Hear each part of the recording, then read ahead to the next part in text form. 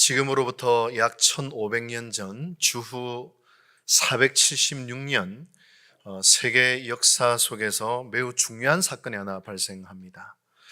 그것은 로마 제국이 게르만 민족의 용병이었던 오도 아케르에 의해서 멸망당하는 사건이 발생합니다. 이는 당시 기독교인들이었던 로마인들에게 엄청난 충격적인 사건이었죠.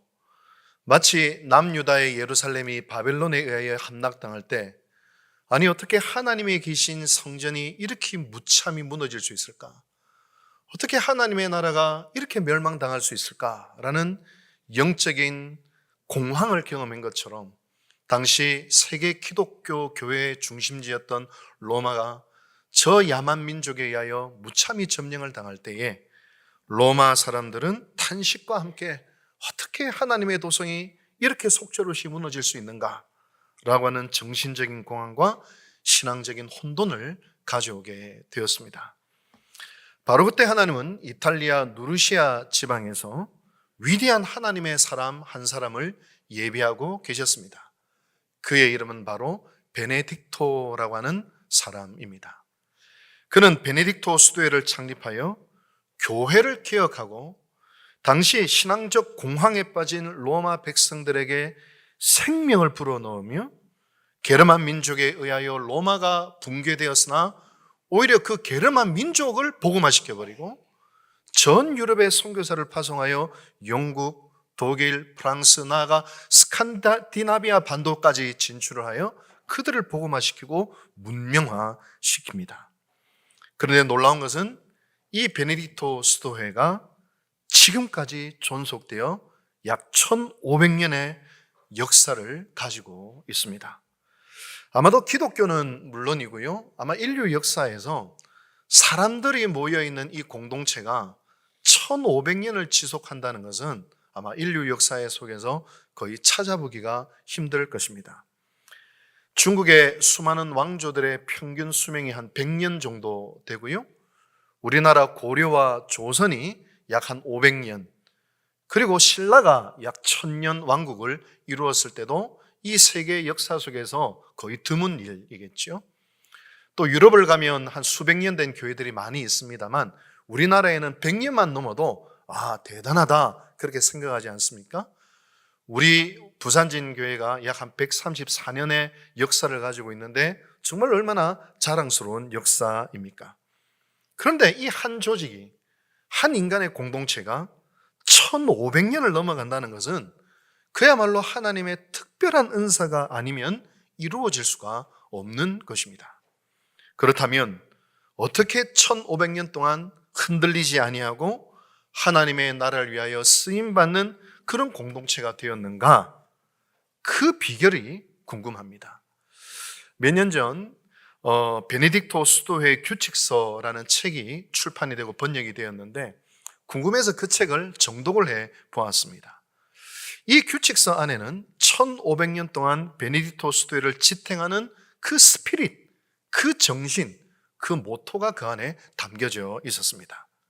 그 책 안에 이런 문구, 우리 베네딕토 수도회의 핵심 가치는 다음과 같다 하면서 저술에서 기록해 놓은 부분이 있습니다. 그것이 바로 오늘 주일 설교의 제목입니다. 모든 일에 있어서 하나님이 영광 받으시게. 모든 일에 있어서 하나님이 영광 받으시게. 1500년 동안 위대하게 쓰임받을 수 있었던 이 베네딕토 회의 핵심 가치, 그 스피릿, 이것이 바로 모든 일에 있어서 하나님이 영광 받으시게 였다라는 것입니다. 하나님의 영광은 사실 베네딕토 수도의 전유물은 아닙니다.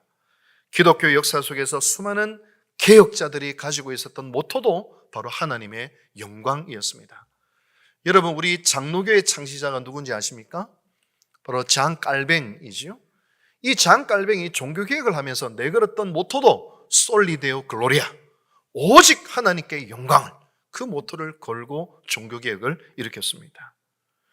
여러분, 또한 우리 개신교 문답서 중에 최고의 권위를 자랑하는 웨스터민스터 요리문답의 첫 번째 질문이 무엇인지 아십니까? 인간의 근본 목적이 무엇이뇨? 라고 했을 때 그 답은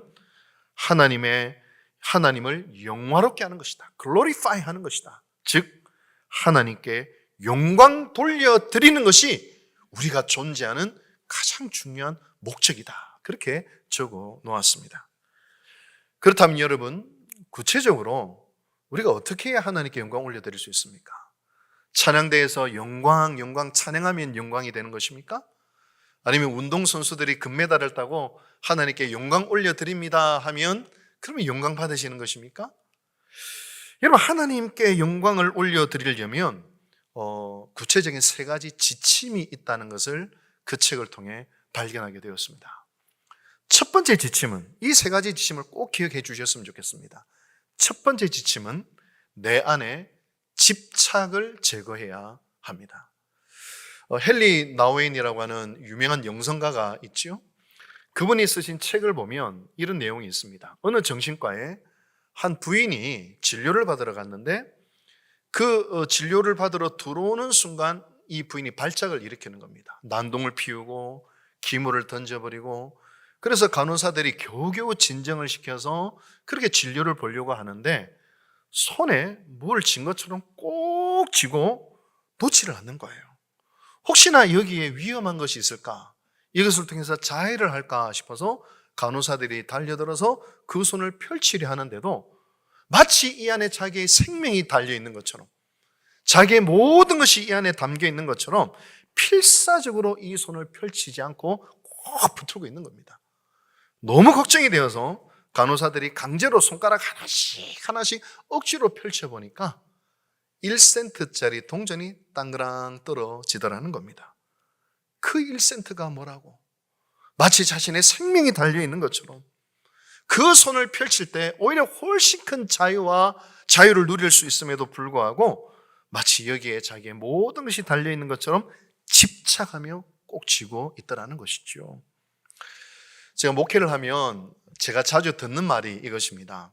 목사님, 이거는 절대로 안 됩니다. 절대로 안 됩니다. 또 어떤 분은 목사님, 이거는 꼭 해야 됩니다. 또 어떤 분은 목사님, 다른 건 몰라도요, 저는 이거는 용납할 수 없습니다. 그게 집착이에요. 그게 집착이에요. 정말 주님이 그래 말씀하셨습니까? 정말 그것이 성령의 감동입니까? 주님 보실 때 1센트짜리 동전처럼 보시지 않을까요? 오히려 그것을 내려놓으면 엄청난 자유를 누림에도 불구하고 마치 여기에 내 모든 것이 달리는 것처럼 이거 절대로 안 됩니다. 아니, 이건 꼭 해야 됩니다. 난 이거는 용납 못합니다. 그걸 꼭 쥐고 있는 것은 아닐까요? 여러분, 시끄럽고 분란이 있는 교회를 가보면요, 특징이 있습니다. 그 분란이 있는 교회 가보면 그 누구도 교회 망하라고 하는 사람 없습니다. 그 누구도 잘못되자고 하는 사람 하나도 없어요. 틀린 말 하는 사람도 아무도 없습니다. 다 교회를 위해서 그러고 이것이 하나님의 뜻이라고 합니다. 그런데 분란이고 난장판이에요. 왜 그렇습니까? 그 오름 속에, 그 자기가 맞다고 하는 생각 속에 무서운 자기 집착, 자기 중심성, 자아가 또아리 틀고 있기 때문입니다. 출애굽기에 보면 제가 깜짝 놀랄 만한 성경 구절을 하나 묵상한 것이 있는데요. 이스라엘 백성들이 금송아지를 섬기지 않습니까? 근데 그들이 금송아지 우상을 섬긴다 해서 비난을 많이 받는데 성경을 보면서 깜짝 놀랐습니다. 이스라엘 백성들은 결코 금송아지를 섬기지 않았습니다. 금송아지를 만들어 놓고 뭐라고 이야기했는가 하니 이것이 하나님이다. 이분이 우리를 애굽에서 건져내신 분이시다. 이렇게 이야기를 해요. 다시 말하면 하나님을 어떻게 생각했어요? 금송아지로 생각한 것입니다. 내가 하나님을 딱 만들어 놓고 이것이 하나님이다라고 한 거예요. 그래서 하나님을 열심히 섬기면 섬길수록 결국 뭘 섬기는 게 됩니까? 금송아지를 섬기고 있는 것이 되고 말았다는 겁니다. 내가 만들어 놓은 하나님 속에 그 금송아지를 만들어 놓고 하나님은 이래야 돼, 하나님이 이런 분이야, 거기다 자신의 욕망을 투사하고 자신의 오름을 투사하면서 그렇게 섬기고 있는 것이죠. 교회에서도요, 너무 주장이 강하고 옳고 그름을 다 따지고 고집이 세면서 하나님의 이름으로, 예수님의 이름으로 하는 분들이 있습니다. 도대체 그의 하나님은 금송아지일까요? 진짜 하나님일까요?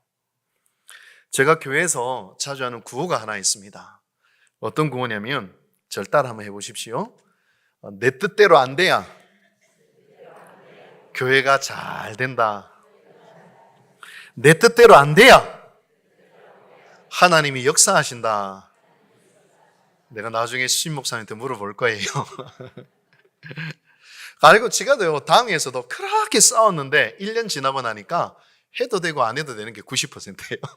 이래도 되고 저래도 되는 게. 내가 옳다고 다 철석까지 믿고 1년을 달려왔는데 틀린 게 한두 가지가 아니에요. 저분의 말은 틀렸어라고 생각했는데 1, 2년 지나 보니까 그분의 말이 맞더라고요. 여러분, 겸손해야 합니다. 겸손해야 돼요. 집착을 버려야 돼요. 놔야 돼요. 그래야 하나님이 영광 받으십니다. 여러분, 행복한 신앙생활 하고 싶으시지요? 하나님의 역사가 드러나고 은혜가 넘실거리는 그런 교회에서 신앙생활 하고 싶으시죠? 그러면 내 자아가 죽어야 합니다. 내가 죽어야 돼요. 내 집착이 죽고 심지어 내가 옳다고 생각하는 것조차도 내려놓아야 합니다. 종교개혁자 마틴 루터가 이런 이야기를 하지요. 내가 죽어야 그리스도께서 사신다. 내가 살면 그리스도께서 죽으신다. 여러분, 좀 내 생각과 안 맞으면 어떻고, 좀 내 빈정 상하면 어떻고, 내 기분이 나쁘면 어떻고, 이해가 안 되면 어떻습니까? 하나님을 믿음으로 한번 맡겨보세요. 당회가 결정하면 틀린 것 같아도 일단 순종해보고, 목사님이 뜻을 정하면 뭔가 내 마음에 안 맞아도 그냥 일단 한번 따라가보고, 하나님이 역사하십니다. 내가 죽는다는 것은 내 집착이 죽고 내 오름이 죽고 내 자아가 죽는 것입니다. 그때 하나님의 역사가 드러나는 거예요. 그때 예수님이 사시는 거예요. 그때 하나님의 영광이 나타나는 것입니다. 바로 그때 우리가 한 번도 경험하지 못한 그 은혜와 역사를 목도하게 될 것입니다. 첫째는 집착을 제거해야 되는데, 두 번째 지침이 있습니다. 그것은 성공과 실패에 자유해야 합니다. 오늘날 하나님의 영광이라는 개념이 좀 종종 오용되거나 왜곡되는 경우가 많이 있습니다. 그것은 성공과 번영의 결과를 하나님의 영광으로 동일시하는 생각입니다. 물질 문명 속에서 돈을 많이 벌어야 하나님의 영광이 된다라고 생각할 수도 있고, 자본주의 사회에서는 성공할 때 하나님의 영광이 된다라고 생각하는 경향도 있습니다. 그런데 잘 생각해 보세요. 예수님, 절대적으로 하나님의 말씀에 순종하고 영광을 올려드렸던 예수님은 십자가에서 죽으셨어요. 오직 하나님의 영광을 위해 살았던 사도들은 요한을 제외하고 전부 다 순교를 당했습니다. 가령 우리가 돈을 많이 벌었어요. 성공했어요. 중직자도 되고 또 교회도 부흥했어요. 그런데 적절히 내가 죄를 짓고 타협하면서 그랬습니다. 하나님 보실 때 성공일까요? 실패일까요? 거꾸로 하나님의 말씀에 순종하다가 우리가 어려움을 겪었어요. 하나님 보실 때 그것이 성공일까요? 실패일까요? 잔 깔뱅은 이런 이야기를 합니다. 하나님의 영광은 위대한 외적 행위를 통해 드러나는 것이 아니라 십자가에 못 박혀 고난당하신 그리스도를 따르고 섬기는 데 있다. 하나님의 영광은 위대한 외적 행위를 통해 드러나는 것이 아니라 십자가에 못 박혀 고난당하신 예수 그리스도를 따르는 그 섬김의 삶 속에 있다는 것입니다. 하나님 앞에서는요, 성공과 실패, 부와 가난, 건강과 질병, 삶과 죽음조차 사실은 가치 중립입니다. 위대한 하나님의 사람들을 기독교 역사 속에서 보면요, 성공으로 하나님께 영광을 올려드리는 사람도 있지만 실패로서 하나님께 영광 올려드리는 사람들이 훨씬 더 많습니다. 내가 부유함으로 하나님께 영광을 올려드리는 사람도 있지만 가난했기에 하나님께 영광 올려드리는 사람이 기독교 역사 속에서는 훨씬 더 많습니다. 성공, 실패, 칭찬, 비난, 삶과 죽음, 부와 가난, 사실 이것을 넘어서지 못하면 우리가 어떻게 하나님의 영광을 추구할 수 있겠습니까? 제가 아주 감명 깊게 읽었던 책이 소설이 하나 있는데요, 바로 도스토예프스키의 소설 까라마초프가의 형제들이라는 그 소설이 있습니다. 이 소설의 하이라이트는 대신문관편이라고 하는 챕터가 있는데, 정신의학자인 프로이드가 인류 문학의 최고봉은 바로 이 대신문관이다, 대신문관편이다, 그렇게 이야기를 합니다. 근데 이 대신문관편 안에 어떤 내용이 있냐면 15세기 스페인의 세비야 광장에 예수님이 나타나십니다. 제가 이 설교를 하니까 우리 교회 권사님이 진짜 나타나셨습니까? 물어보는데 소설 속의 내용입니다. 15세기 스페인은 당시 기독교를 수호하는 국가였거든요. 그 세비야의 그 성당 앞에 예수님이 딱 나타나셔요. 예수님처럼 가르치시고 예수님이시니까 또 예수님처럼 복음을 증거하시고 가난한 자를 도우시고 사랑하시고 병든 자를 고쳐 주셨습니다. 바로 그때 대주교, 교회 지도자들이 예수님인 줄 알아봤을까요? 못 알아봤을까요? 박성민 집사님 못 알아봤다. 이봉천 집사님 어떻게 생각하십니까? 알아봤다. 예, 팽팽합니다. 정답은 알아봅니다. 그들은 성경 지식도 많고요, 신학도 정통하니까 대반의 예수님이구나 알아봅니다. 그리고 그 예수님을 감옥에 가다 버립니다. 밤에 예수님을 찾아옵니다. 예수님, 왜 지금 오셨어요? 당신 때문에 우리가 너무 불편합니다. 힘듭니다. 교회가 혼란스럽습니다. 그래서 재림 때 오세요 하고 화형시켜 죽여버립니다. 왜냐하면 예수님이 그들에게 불편한 존재거든요. 그들이 지고 있던 교권, 힘, 부, 그들의 욕망에 걸림이 되기 때문이거든요. 만약 주님이 이곳 가운데 오신다면 불편할까요? 안 불편할까요?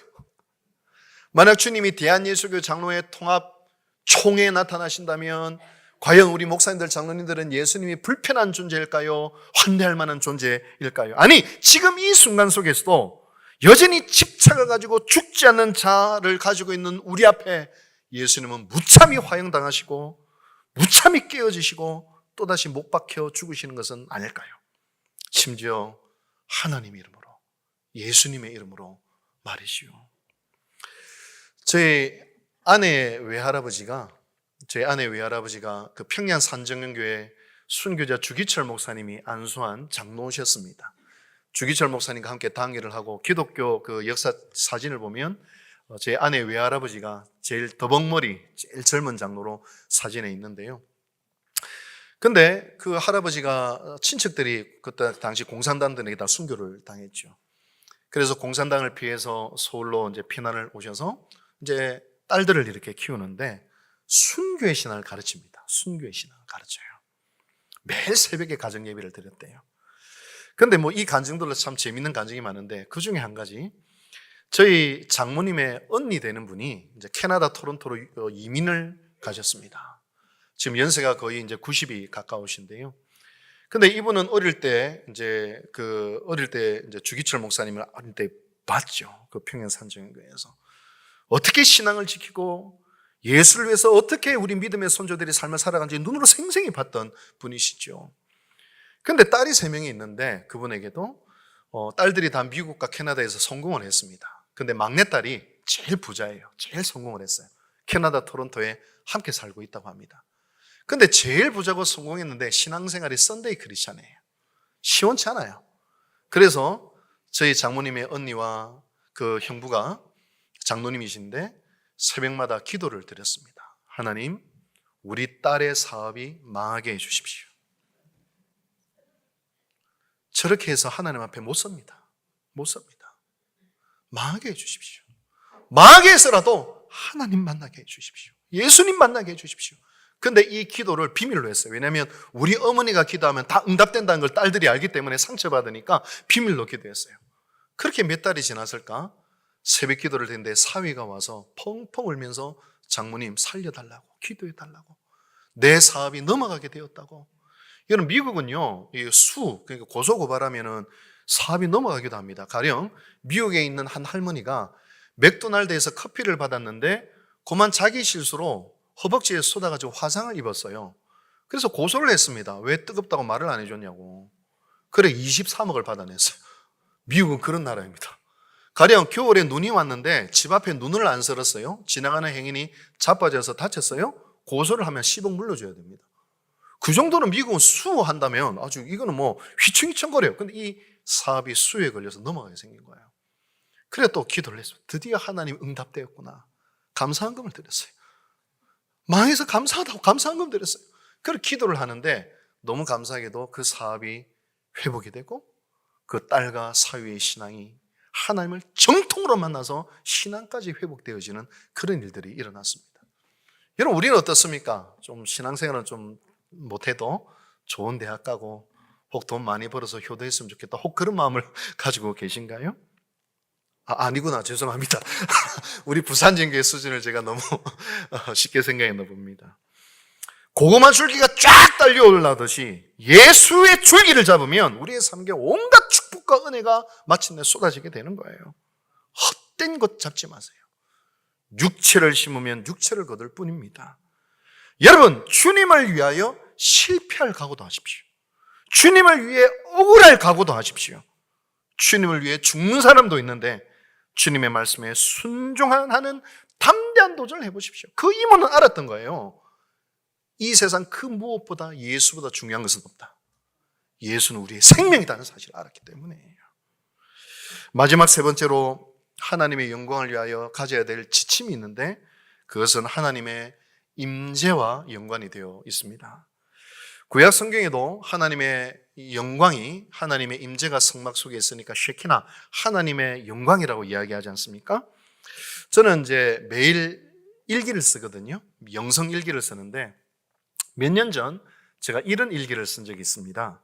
오늘 많은 생각이 일어났다. 그리고 많은 감정이 솟아났다.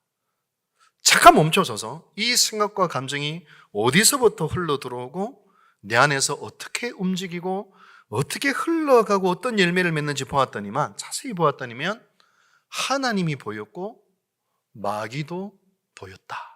이런 글을 쓴 적이 있습니다.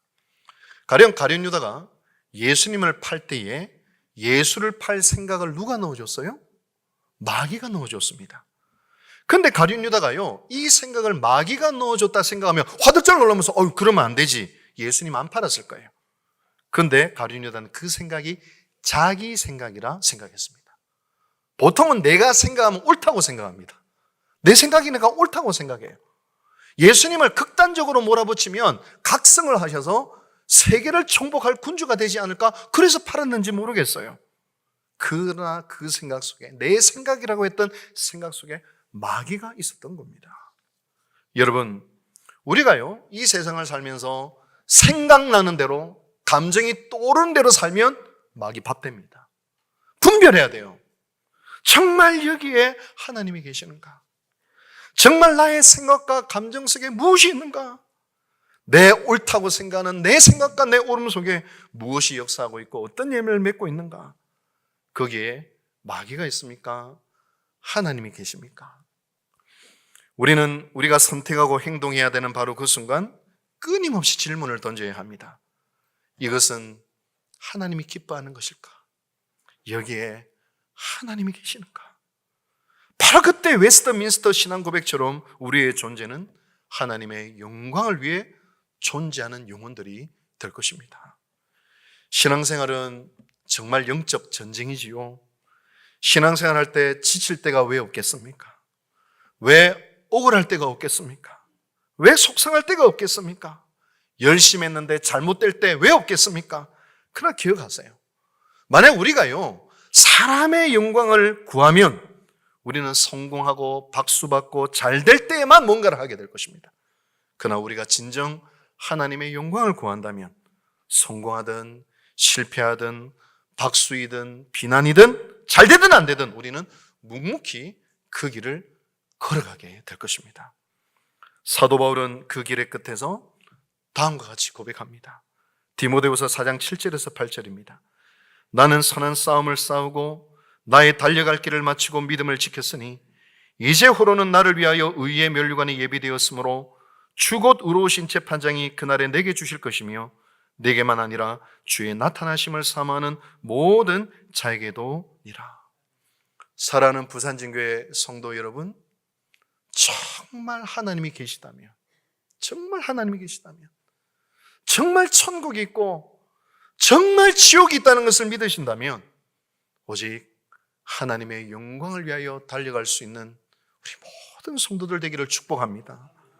그 길 끝에서 우리를 환대해 주시고 우리의 눈물을 닦아주시고 잘했다 박수 쳐주시고 그런 주님을 바라보면서 오늘도 우리는 모든 것에 있어서 하나님이 영광되게 살아가십시다. 그래요, 우리 부산진교회가 140년, 아니 150년, 200년, 300년 하나님의 영광을 위하여 존재하는 교회가 되었다는 그 역사 속에서 아름다운 칭찬을 받는 그런 교회로 우뚝 서기를 주님의 이름으로 축복합니다. 기도하겠습니다.